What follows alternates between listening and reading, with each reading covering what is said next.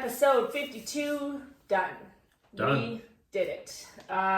We did it a little bit differently this time, though. We talked to Kenny Klaus out in Mesa, Arizona, and instead of talking about Mesa, Arizona, and his market and what's amazing about it, And the restaurants and the schools. yeah, we didn't touch on any of that. What we did touch on, though, was still incredibly important. We were able to pick his brain about iBuyers, and we all love to hate them.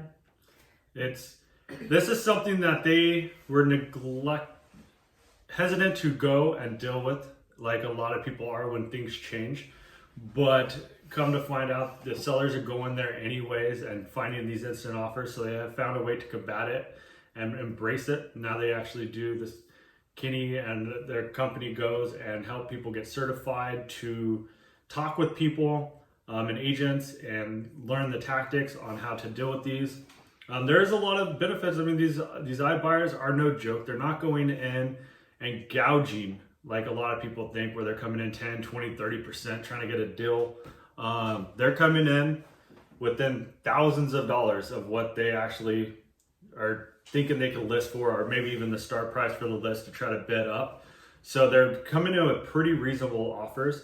There are some bad publicity on them in regards to sellers getting gouged and their repairs or deals getting canceled. And this is coming from the fact that they are desk jockeys, or whatever you want to call them. They're people that are sitting at a desk, crunching numbers, and they never seen the property. They don't know. They're just going off pure analytics. And then the seller comes in and says, these are the items that are here. And if they say the carpet's good, but it needs to be replaced, there are a few things that these companies do. They send somebody out to assess the property, an inspector. We'll go out there and do a walkthrough, take pictures, and then they do reevaluate, and they do have what's called an assessment, or the inspection period, or whatever term they want to use. And they will come back and they will try to get a credit. They don't typically want the owner to do repairs because they might not like the repairs that are there, or they might not be up to the quality that they want. So they'd rather just come in and get a credit. Now these things are done pretty quick. Within the first 10 days or so, they're trying to get things done a little faster. They're pretty much trying to hit on three main things that are very important to somebody. And these guys are called the Zoo. So it's Zillow, Open Door, and OfferPad. Instant offers. And they're touching on the three things. It is convenience, control, and certainty. So you could go and you could pick your close date as a seller, and you could agree to the price. And then once you get past that inspection thing, it's pretty much a guaranteed close. It's quick and easy. They're not lowballing. They're really not. I mean, what he was saying is that he would go into a property, and this is all subjective. Prices vary in different areas and whatever. But in a property that he's going to say potentially list around $300,000, I mean, these guys are coming in with $5,000, $6,000, $7,000, about $10,000 on par with what the list price could be, and possibly could attract multiple offers and get more. But they're coming in pretty fair and reasonable with their offers. So agents have teamed up with them, and they're the benefit. So if a seller goes to these companies, they have to go each company online individually and submit their information, which then, if you think you're going to submit your info to Zillow and give them your real number, your real email, your real everything, because you have to, and if you don't think they're going to market to you afterwards or hound you, that's where the downside is for the seller. They have to do their homework and go on and do these things. On the plus side of having an agent come through, and what they've done is take the seller and they go to these big iBuyers and they negotiate with them. They prove the value, they try to get them up, they represent the seller, and Open Door and OfferPad actually pay a percent to the agent. So it's not really an extra fee that the seller has to pay for. Zillow is a little bit different. So there's all these little sublets and everything. I do recommend you listen to the podcast and listen to the guy that actually does it every day. I have a pretty good knowledge about it, but I don't utilize it because they're not in Orange County. They're not in a lot of areas that I work because price points are too high. They like the track homes, but there is a lot of benefit to the owner to go and do this, or even going to and working with an agent that is strategic on what they do to try to actually get more money from these guys as much as they can, because they're not buying and listing like a flipper. They're just buying, doing a little bit to get it done, and selling it for maybe $1,000 more. And it's about the volume on these guys. And it does affect buyers on the end, that some of these homes that they are buying, they are taking and selling to institutional investors. They're holding them.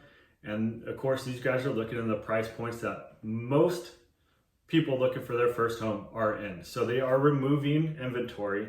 It is kind of a competing thing because they're buying them directly. They're charging a little bit more for them. But they are removing a few homes to the institutional investors, but they are putting them right back on and like some incentives. So it's kind of an interesting thing. Like I said, on this one, I don't want to give the wrong thing and try to cram too much into a few minutes. So if I would say listen to one full podcast that we've done so far, definitely listen to this one. Episode 52, iBuyers. They're based out of Mesa, Arizona, but these guys are spreading all over. They're in South Carolina. They're in Texas. They're in all these little Atlanta. So Arizona, Las Vegas, and Atlanta are the top three, with a lot of others. Trust me, we've been interviewing agents all over the place, and they are popping up in areas that you might not expect. So something to definitely listen to. Let me know if you have any questions, because I might sound jumbled on this video, but I'm trying to everything in 5 minutes. So if you have any questions specifically, feel free, reach out to Kenny, reach out to us, me or her, whatever. Probably me, because I like the stuff on this side more than she does. She just likes the emotion aspect. I don't too much. I still fully believe that real estate agents will not get replaced, because Open Door, Zillow, and I don't even care. OfferPad. I don't even care what they're called.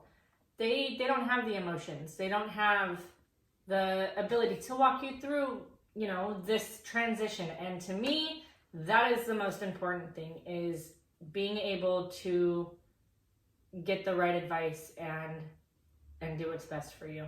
Yes. And that is the important thing. I mean, the CEO of Zillow was the guy that was the CEO of Expedia that put travel agents out of business. His goal is to kind of change the dynamic of real estate. But there is that thing that they just can't prove. I mean, going and really finding out what you need. Yes, the option's there just to go and get all these instant offers and everything, which is great. But what is your next step? What are you looking to do? What are you looking to achieve? And that is where the human emotion does come into play. And I'm pretty good. I can listen. I'm pretty patient. Most people will say I like to listen, but I do like the logistics. She's better at that. She says I don't listen enough. But hey, when you live together, work together, you don't listen all the time. But no, definitely listen. Episode 52, Leaving California, all iBuyers. Check it out. All the info will be below. Kenny's info will be below. Reach out to him. And again, if you have any questions, feel free to reach out to either one of us. If you want to get emotional, talk to her. If you just want to get down to the numbers and info, let me know. Other than that, thank you for watching. Thanks for subscribing. And I am actually loving my hair. This thing looks good on the camera. I'm just saying. Anyways, hey, I'm letting it grow. What do you think? Cut it? Leave it? What do you think I should do? Outside of iBuyers. Gotta talk here. Anyways, Pore Team, out.